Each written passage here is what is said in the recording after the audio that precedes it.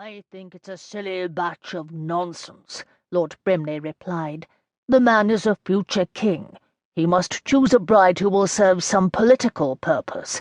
He is responsible for the welfare of his kingdom.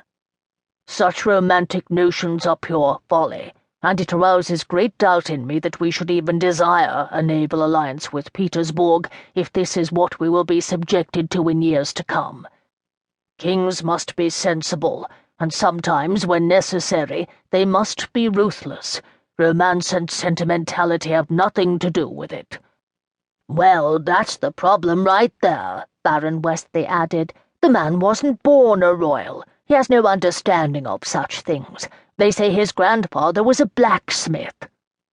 "Hush!" someone hissed from outside their circle. Alexandra glanced over her shoulder at the daring offender, another mother of a marriageable young daughter who, in all honesty, had very little hope of catching the eye of any prince, for she was wide-eyed and fretful, like a mouse trapped in a corner by cats. "His father has been king for 10 years, the Duchess said, and that will not change. The people of Petersburg adore Prince Randolph. Make no mistake about it, Lord Westley, we are about to bow and curtsy to the future king of Petersburg, and I, for one, find his sizable naval fleet immensely desirable." The others, most of them red-nosed and brandy-faced, threw their heads back and laughed. "I do not understand," the young lady whispered to Alexandra. "I thought Prince Randolph was a real prince." Alexandra leaned close to whisper in her ear, "He is, but without royal blood. His father was general of the military and leader of the Petersburg Revolution. Do you not know of it?" The girl quickly shook her head. Alexandra struggled not to let out a weary sigh, and instead searched for a way to explain. 20 years ago, the true king of Petersburg was deposed by the military. The general, Randolph's father, seized power for himself and formed a democratic government. He was such a compelling leader that they crowned him king a decade later. They now have a constitutional monarchy. Eyes as wide as saucers, the young lady nodded, but Alexandra was quite certain she was more confused than ever. "Do not fret," Alex whispered. "He's a real prince and very handsome. That's all you need to know." "But what happened to the old king?" the young woman asked. Alexandra bent close again, for she did not wish to be overheard speaking of events that were best left in the past, at least while in the company of all these powerful Whigs and Tories.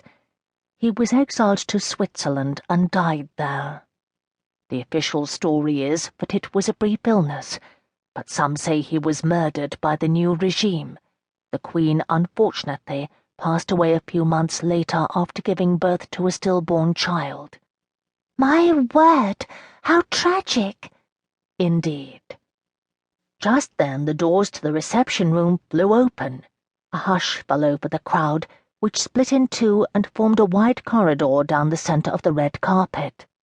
"His Royal Highness, Prince Randolph of Petersbourg," the majordomo announced, "and Her Royal Highness, Princess Rose of Petersbourg."